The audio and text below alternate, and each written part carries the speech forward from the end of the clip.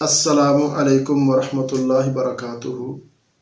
الحمدللہ الذی لم یتخذ ولدا ولم یکن لہ شریک فی الملک ولم یکن لہ ولی من الذل وکبرہ تکبیرا۔ اما بعد فاعوذ باللہ السمیع العلیم من الشیطان الرجیم من ہمزہ ونفخہ ونفثہ۔ بسم اللہ الرحمن الرحیم۔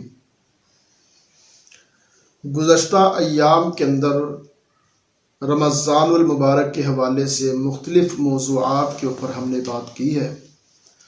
آج ہم بات کریں گے کہ ہم کن اعمال سے بچیں کہ ہمارا روزہ اللہ کی بارگاہ میں قبول ہو جائے۔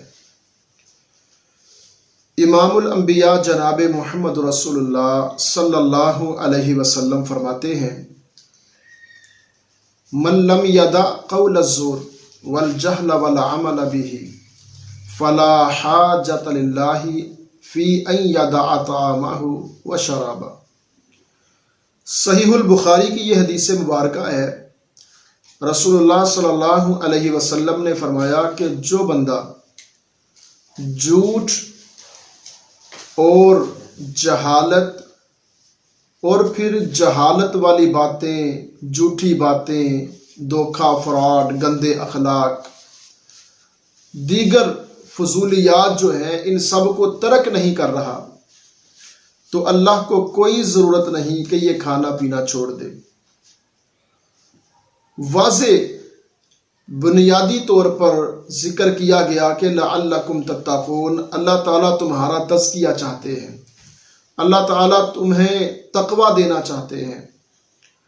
تو روزے کی جو بنیاد ہے وہ یہ ہے کہ بندہ اللہ سے سچی توبہ کر لے، اپنے اخلاق کو، اپنے رویوں کو، اپنی سوچ کو درست کر لے، درست سمت دے دے اپنے اعمال کو۔ وہ اعمال جو انسان کو جہنم کی طرف لے کے جاتے ہیں ان اعمال کو چھوڑ دے، ترک کر دے، اور ان اعمال کو اپنا لے، ان اعمال کو اپنے ساتھ جوڑ لے جو اللہ کی رضا، اللہ کی خوشنودی اور جنت کی طرف لے کے جانے والے ہیں۔ اور جو بندہ روزے کی حالت میں بھی بھوکا ہے، پیاسا ہے، پھر بھی گناہوں کو ترک نہیں کر رہا، پھر بھی گناہوں کو چھوڑ نہیں رہا، تو اللہ کو کوئی ضرورت نہیں کہ یہ بندہ بھوکا اور پیاسا رہے۔ جس طرح کہ ایک دوسرے مقام پر آتا ہے، رسول اللہ صلی اللہ علیہ وسلم نے فرمایا، لیس الصیام من الاکل والشرب۔ لوگوں، روزہ صرف یہ نہیں ہے کہ تم کھانا پینا چھوڑ دو، تم نے کھانا پینا چھوڑ دیا اور تم نے سمجھا کہ میں نے روزہ رکھا ہوا ہے، نہیں، بلکہ انما الصیام من اللغو والرفث۔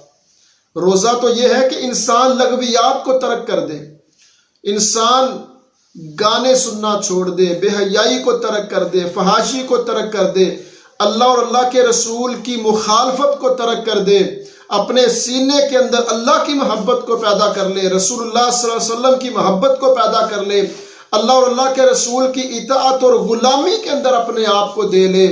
جو بندہ جس قدر زیادہ نیک اعمال کی طرف آئے گا، اپنی اصلاح کی طرف آئے گا، اس کا روزہ زیادہ قبول ہوتا ہے، اللہ کے ہاں زیادہ پسندیدہ ہوتا ہے۔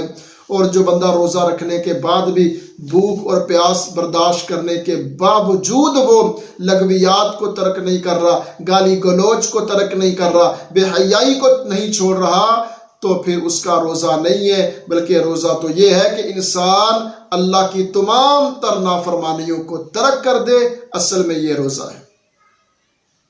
ایک دوسرے مقام پر یوں بھی فرمایا کہ رب صیام رب صائم لیس لہ من صیامہ الا الجوع ورب قائم لیس لہ من قیامہ الا السحر۔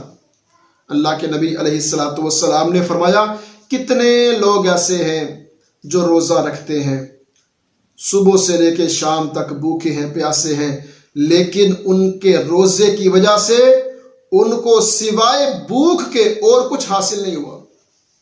کیوں؟